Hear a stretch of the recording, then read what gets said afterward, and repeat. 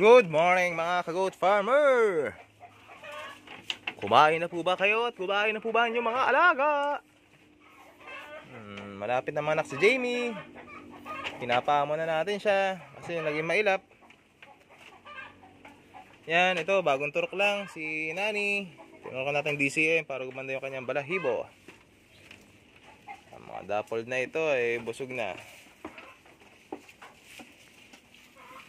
Oops, ilang days na lang. Iwawalay na natin si Brew para mapasampa na natin to si Red Velvet.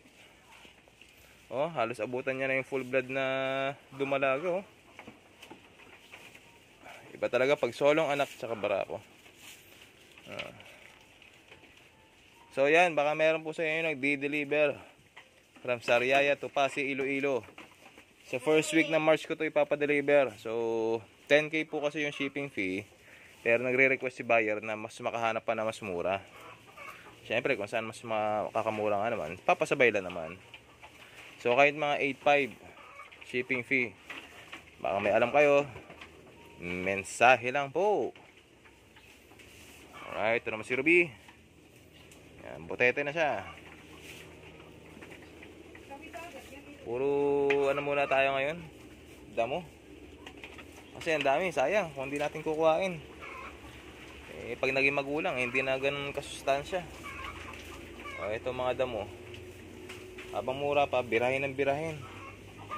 Ito, yan, hindi na nila kakainin yan. Pero pag dumating ang time na naubos niyan, titirahin din nila yan.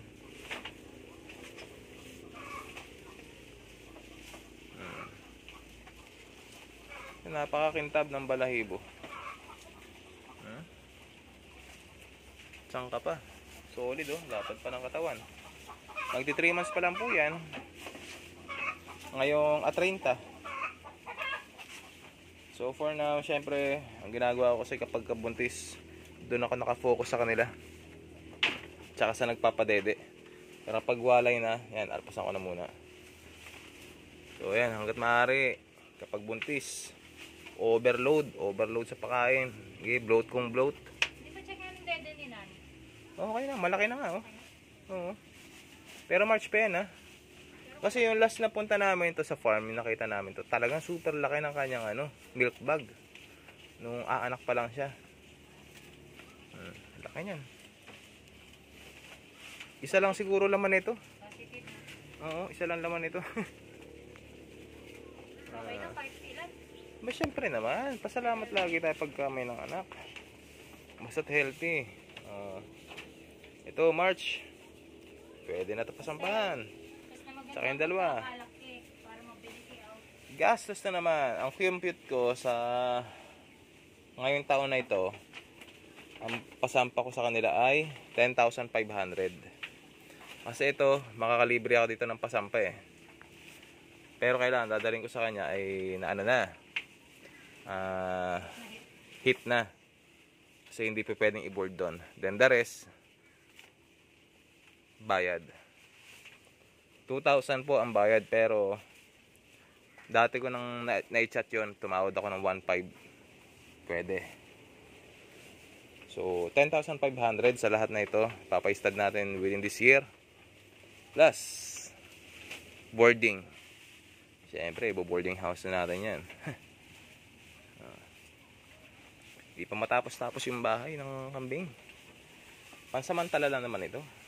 Ito, isang pento. Ayusin ko pa rin kasi mga flooring. Sa kabila, isa pang pento. Para pag may nanganak.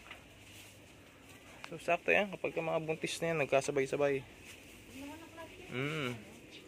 Hindi, mapapagawa pa ako dyan sa baba ng kulungan na bago.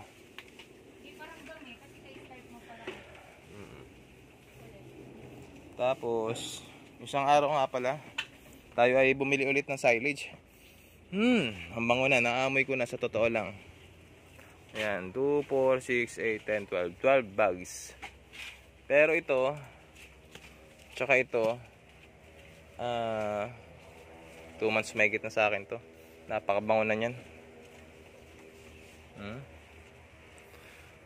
Yan kasi, chinecheck ko muna yung plastic niyan.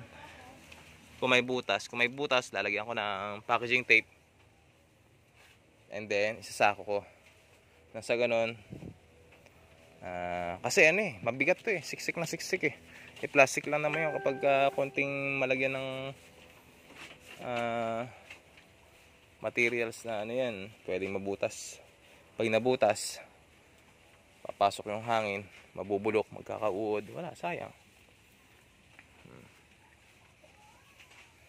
Mukha lang maliit kapag nakaganyan, pero kung makikita nyo naman, anak na yan, dumalaga, 9 months old. Mga 9 months old na yan. Sakto 1 year nila sa March. Pwede na. Ito, napaganda ko na yung balahibo. Kasi yung dumating sa akin to, ganyan yung balahibo niyan. And then pumangit kasi siguro sanay, na-stress. 4 months ko pang kinuha to eh. 4 months old pa lang siya. Na-stress, nanibago sa kultura. Pumangit yung kanyang balahibo. Nagbuhaghag, nanlagas. So maintain lang. DCM, D-complex. Yan, awa ng Diyos. Bumalik na kanyang makintab na balahibo.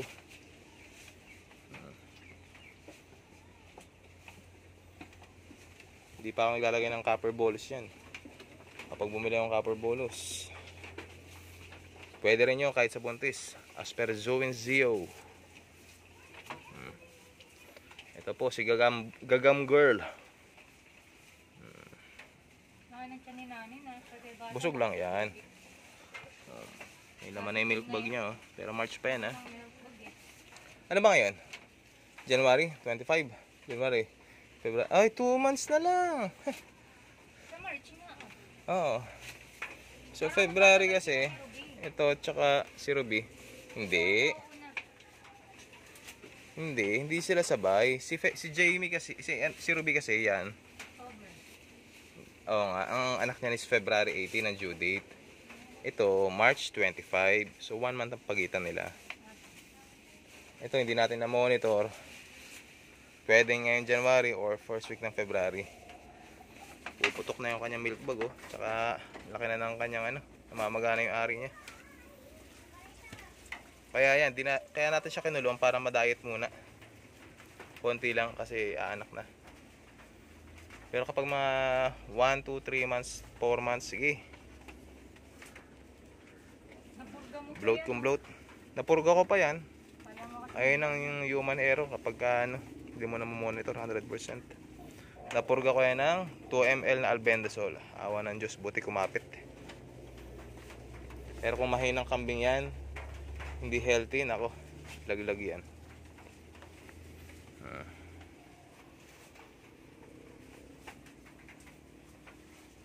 So ang painom ko lang sa kanila, clear water. Pero kanina kasi nagbigay tayo ng wet feeding yan. May natirang kaunti, dinagdagan ko ng tubig. Ubusin din nila yan kasi kapag uminit mamaya.